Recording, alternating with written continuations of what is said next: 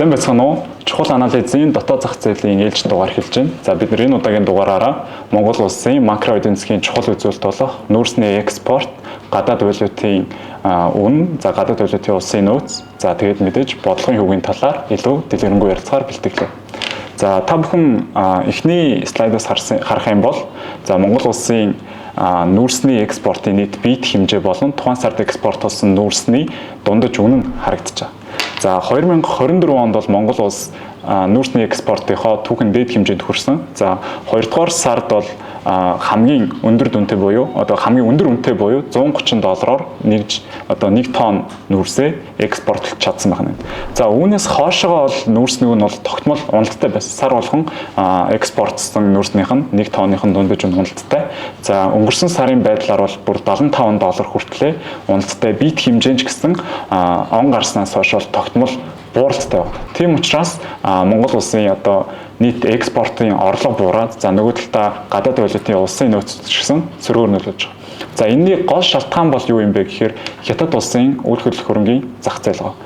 2022 оноос хойш бол тогтмол хямралтай байгаа. За үйл хөдлөх хөрөнгийн үн унж байгаа, шинээр гарч байгаа орон сууцнууд нь зарагдахгүй байгаа зэрэг асуудлууд бол тогтмол явж байгаа.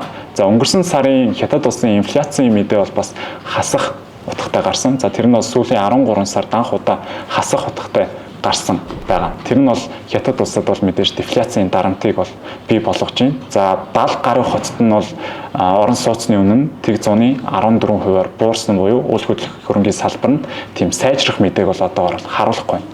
Тийм учраас гангийн эрэлт ч гэсэн дагаа буурж байна. За гангийн үйлдвэрлэл сайн байх юм бол Монгол улсаас мэдээж маш их хэмжээний нүүрс экспортлох хэрэгтэй. Харин эсрэгээрээ байгаа учраас Монгол улсын нийт нүүрсний экспортын хэмжээ дагаад буураад байна. За нөгөө талд нь Америкийн нэгдсэн улс ч гэсэн худалдааны дайныг эхлүүлсэн нь Хятад улсын эдийн засагт бол докторгүй байдлыг бол шууд бий болгож байгаа тийм байдалтай байна. За 2 дахь слайд дээр бол мэдээж $10 ханш болон за Монгол улсын гадаад валютын улсын нөөц харагдаж байна.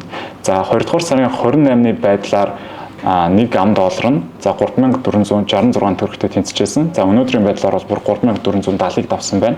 За гадаад валютын албан нөөц бол 24 оны сүүлээр $5.5 тэрбум төрөөд за яг дээд хэмжээгээ тогтоож байсан бол 2 дугаар сарын байдлаар $4.8 тэрбум болж буурсан байна. Энэ бол мэдээж шууд тэр нүүрсний экспорт болон экспортын орлоготой шууд хамааралтайгаар бууралт орж ирж байгаа. Тэнгүүт мэдээж нийлүүлэлт багасж байна гэдэг бол мэдээж ханш өсөх шалтгаан бол шууд болж идэг.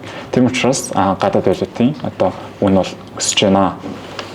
За 3 дугаар слайд дээр бол Монгол банкны бодлогын хөвгийн шийдвэрийг харуулсан байна. За 1-р сард бол Монгол улсын хэмжээнд инфляц бол 9.6%-тай гарсан. За Монгол банкны зорилттой түвшин бол ямар байсан бэ гэхээр 5%-аас дээшээгээ доошогоо 2.1-ээр хэлбэлзэж болно гэдэг юм тийм зорилттой байсан. Өнгөрсөн онд бол инфляцийн хэмжээ буураад за 13%-тай барьжсэн бодлогын хөвгөө Монгол банк 10% хүртэл бууруулад байсан бол он гарснаар инфляц буцаад эрчимжиж байгаа учраас бодлогын хөвгөө 12% болгож нэмэгдүүлсэн байна. За инфляц өсөхөд бол юу нөлөөлөд байгаа юм бэ гэхээр Монгол улсад бол мэдээж цахилгааны үн нэмэгдэж байна. За Эрдэнэс 5 толгойн ногдол ашиг тараагаад нийлүүлэлт ч гэсэн үнийн нийлүүлэлт нэмэгдэж байна.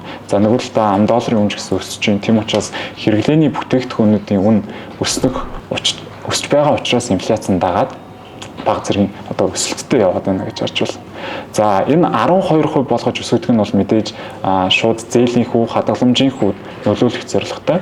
Тэгснээрээ Монголд байгаа нийт мөнгөний нийлүүлэлт буураад инфляц дагаж буурах тийм үр нөлөөг үзүүлнэ гэж. Гэхдээ бодлогын хөвг өсгөнгүүт шууд нөлөөлчдөг юм бол байхгүй. За энэ бол мэдээж 4-өөс 6 сарын хоцрогдолтой хадгаламж болон зээлийн хүүдээ нөлөөлдөг нь энэ график дээрээс харагдаж байгаа юм. За эдийн засгийн яг энэ тогтворгүй ойлгомжгүй цаашид яах нь ойлгохдохгүй байгаа үед бол Манлал капиталын зүгээс танд юу санал болгож байна вэ гэхээр за бондын хөрөнгө оруулалт буюу тогтмол орлоготой хөрөнгө оруулалтыг бол санал болгож байгаа. Манай дээрээс бол та төгрөгийн бонд, долларын бондыг бол аль аль нь худалдаж аваад хөрөнгө оруулалтаа хийх боломжтой.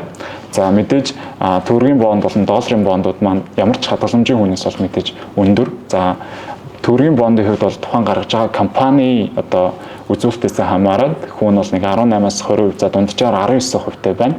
За ам долларын бондын хувьд бол мэдээж тухайн бондын одоо арилжаалагж байгаа ханшаас хамаарат өгөөж нь 8-аас 11% өгөөжтэй байна.